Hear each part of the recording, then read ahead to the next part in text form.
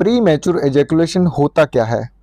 दोस्तों, आज की वीडियो में इसी के बारे में बात करने वाले हैं कि प्री मैच्योर एजैकुलेशन होता क्या है, क्यों होता है, इसे कैसे ठीक किया जा सकता है और इसके रिलेटेड जो भी आपकी क्वेरीज है उन सभी के बारे में आज की वीडियो में चर्चा की जाने वाली है। तो आप इस वीडियो को जो है शुरू से लेकर एंड तक जरूर देखें। सब्सक्राइब कीजिए हमारे चैनल को ऐसी ही मेडिसिन से रिलेटेड जानकारी के लिए और साथ ही बेल आइकन को प्रेस करें ऐसी ही वीडियोस सबसे पहले देखने के लिए। तो चलिए दोस्तों, सबसे पहले जान लेते हैं कि प्री इजैकुलेशन या शीघ्र पतन होता क्या है। दोस्तों, आमतौर पर सेक्स का जो टाइम है वो 2 मिनट से लेके 10 या 12 मिनट तक होता है। जी हाँ दोस्तों, सेक्स का जो टाइम है, नेचुरली जो टाइम है वो 2 मिनट से लेके 10 या 12 मिनट, अगर मैक्सिमम कहें तो ये 15 मिनट तक हो सकता है। दोस्तों, बहुत सारी कंट्रीज़ में ये स्टडी हुई है। कुछ विज्ञान के जो साइंटिस्ट है या फिर जो डॉक्टर्स है वो बताते हैं कि सेक्स का जो एवरेज टाइम है वो कम से कम 5 या सवा 5 मिनट का होता है। जी हाँ दोस्तों, सेक्स का अगर एवरेज टाइम की बात करें तो वो 5 से सवा 5 मिनट तक डॉक्टरों द्वारा रिकमेंड की गई है और बताई गई है। दोस्तों, प्री मैच्योर इजैकुलेशन को डिफाइन किया जाता है जब आपकी सेक्स की जो टाइमिंग है वो 2 मिनट से पहले हो जाए, 1 मिनट से पहले हो जाए, या फिर अगर बात करें प्री मैच्योर इजैकुलेशन की तो उसका टाइम जो है वो आप जब सेक्स करने वाले होते हैं तो उससे पहले ही अगर आप झड़ जाते हैं, आपका शीघ्र पतन हो जाता है, तो इसे जो प्री मैच्योर इजैकुलेशन जो है कहा जाता है या फिर शीघ्र पतन कहा जाता है। क्योंकि अगर आपका एवरेज टाइम लगभग 5 से सवा 5 मिनट 10 मिनट तक है तो आपको टेंशन लेने की कोई भी ज़रूरत नहीं है, आप बिल्कुल ठीक हैं। आपको जो प्री मैच्योर इजैकुलेशन है या शीघ्र पतन की समस्या जो है वो बिल्कुल भी नहीं है। बहुत सारे लोग क्या होते हैं, वो सोचते हैं कि हमारा जो सेक्स की टाइमिंग है वो कम से कम आधा घंटा 1 घंटा होनी चाहिए। तो दोस्तों, ये तो बिल्कुल भी ज़रूरी नहीं है, क्योंकि सेटिस्फेक्शन के लिए कम से कम आपको 15 मिनट तक सेक्स करना ज़रूरी हो जाता है। अगर उससे पहले आप डिस्चार्ज हो जाते हैं या 5 से 6 मिनट से पहले अगर आप डिस्चार्ज हो जाते हैं तो उसे प्री मैच्योर इजैकुलेशन की कैटेगरी में डाला जा सकता है।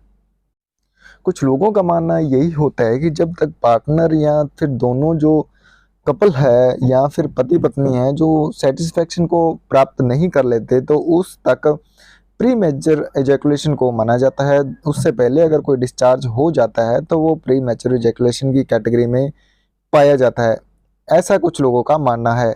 ये कुछ प्री मैच्योर एजैकुलेशन की डेफिनेशन है। मोटा मोटा अगर हम बात करें कि अगर 2 से 1 मिनट या 2 मिनट से पहले अगर डिस्चार्ज हो जाते हैं तो उसे प्री मैच्योर एजैकुलेशन का नाम जो है वो दिया जाता है। तो चलिए दोस्तों, वीडियो में आगे बढ़ते हैं और बात कर लेते हैं कि ये प्री मैच्योर इजैकुलेशन होता क्या है, इसका रीज़न क्या होता है। दोस्तों, बात करें ये प्री मैच्योर इजैकुलेशन होता क्या है तो इसमें सबसे बड़ा कारण ये हो सकता है कि आपका जो लिंग है, आपका जो पेनिस है, उसकी सेंसिटिविटी अगर बहुत अधिक है तो उस कंडीशन में जो है प्री मैच्योर इजैकुलेशन होना एक नॉर्मल सी बात है। अगर आपकी एक्साइटमेंट जो है वो बहुत ज़्यादा और तेज़ी से बढ़ रही है तो आपका जो पेनिस का सेंसिटिविटी है वो बहुत पीक पर जल्दी पहुंच जाती है, जिससे आप जल्दी डिस्चार्ज हो जाते हो।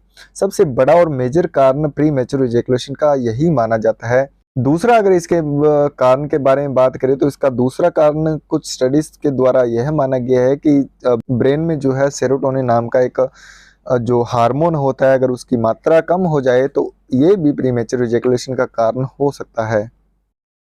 दोस्तों, अगर तीसरा इसके बारे में बात करें, प्री मैच्योर इजैकुलेशन के बारे में बात करें, तीसरा इसका कारण क्या हो सकता है दोस्तों? तीसरा इसका कारण ये हो सकता है कि जो प्री मैच्योर इजैकुलेशन है वो बॉडी द्वारा ही किया जाता है, यानी कि बॉडी यानी कि सेक्स जो है वो एक रिदम है। यानी कि अगर आपका शरीर जो डेवलपमेंट कर लेता है, डेवलप हो जाता है कि 3 मिनट के बाद डिस्चार्ज होना ही होना है, तो वो आपका प्री मैच्योर इजैकुलेशन का कारण हो सकता है।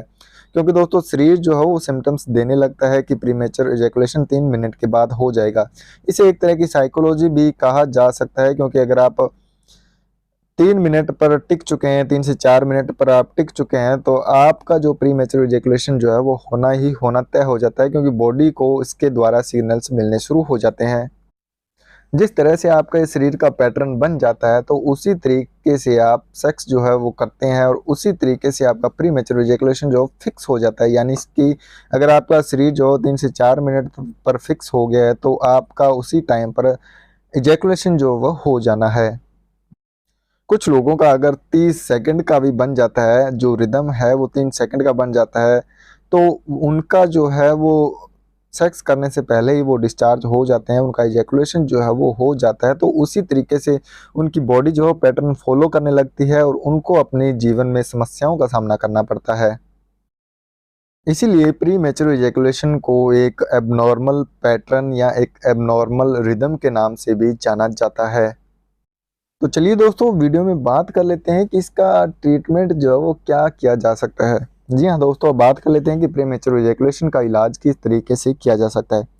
दोस्तों, अगर आपका एबनॉर्मल पैटर्न हो गया है, एबनॉर्मल रिदम की वजह से आपका प्रीमेच्योर इजैकुलेशन होने लगा है, तो आप मेडिसिन के सहारे इसे ठीक कर सकते हैं। आप इसे पहले मेडिसिन लें, उसके बाद थोड़ा थोड़ा कम करके आप जो नॉर्मल पैटर्न है उस पर आ जाते हैं, तो आप अपनी दवा को बंद कर सकते हैं।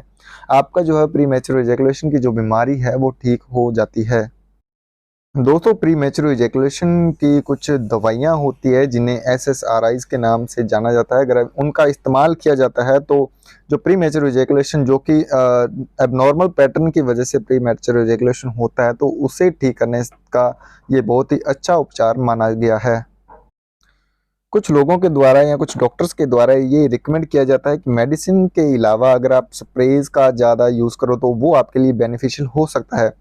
दोस्तों, स्प्रे करने का आपको कुछ फ़ायदा भी मिलने वाला है और उसके कुछ साइड इफ़ेक्ट है वो भी देखने को मिलने वाले हैं। क्योंकि दोस्तों, अब जब आप इस तरह के जो स्प्रे है उसका यूज़ करते हो प्रीमेच्योर इजैकुलेशन या फिर लिंग की जो सेंसिटिविटी है उसे कम करने के लिए आप जिस स्प्रे का यूज़ करते हो, तो उससे क्या है, जो लिंग की जो नसें हैं वो एक तरह से सुन्न हो जाती है। आपकी जो सेक्स की इच्छा है वो कम हो जाती है, आपका जो इरेक्शन है वो कम हो सकता है। ये इसके कुछ साइड इफ़ेक्ट हैं और फ़ायदा ये होने वाला है कि आपका जो पार्टनर है वो आपसे सैटिस्फाई हो जाता है, पर आपको उसका कुछ भी पता नहीं लगता, क्योंकि वो स्प्रे की वजह से आपके जो नसें हैं वो सुन्न हो जाती हैं, आपको कुछ पता नहीं लगता।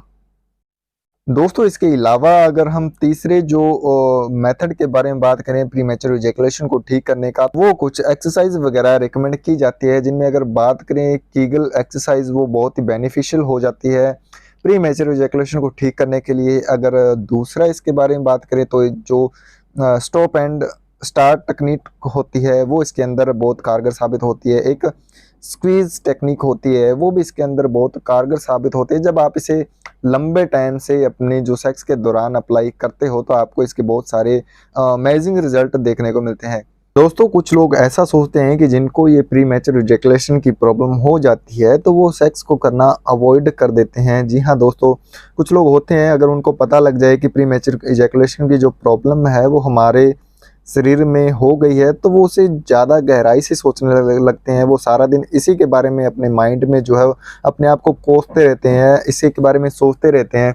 तो दोस्तों, आपको सोचने की बिल्कुल भी ज़रूरत नहीं है। ये भी एक तरह का जो बीमारी है, मतलब ये एक तरह का इफ़ेक्ट है, इसे ठीक किया जा सकता है दवाओं के द्वारा, एक्सरसाइज के द्वारा, कुछ टेक्निक्स का यूज़ करके प्री मैच्योर इजैकुलेशन को ठीक किया जा सकता है। तो आपको इसके बारे में बिल्कुल भी टेंशन नहीं लेनी, क्योंकि दोस्तों, अब जब आप किसी टॉपिक के बारे में या हमारी बॉडी में किसी समस्या के बारे में अगर आप उस पर ज़्यादा सोचते हो तो वो आपकी समस्या बढ़ती है, ना कि कम होती है। अगर आप ज़्यादा सोचेंगे तो वो आपकी समस्या जो है वो बढ़ जाएगी। अगर आप प्री मैच्योर इजैकुलेशन से डरते अगर आप सेक्स को भी अवॉइड करने लगोगे तो आपकी ये प्रॉब्लम कम नहीं होने वाली, उल्टा ये बढ़ने वाली है।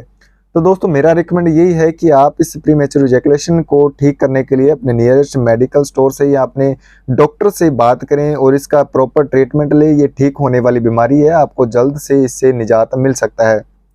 तो दोस्तों, आज की वीडियो में बस इतना ही। मिलते हैं ऐसी नेक्स्ट वीडियो में, और आप जो है इस चैनल को सब्सक्राइब कर लें इसी तरह की नोटिफिकेशन को देखने के लिए।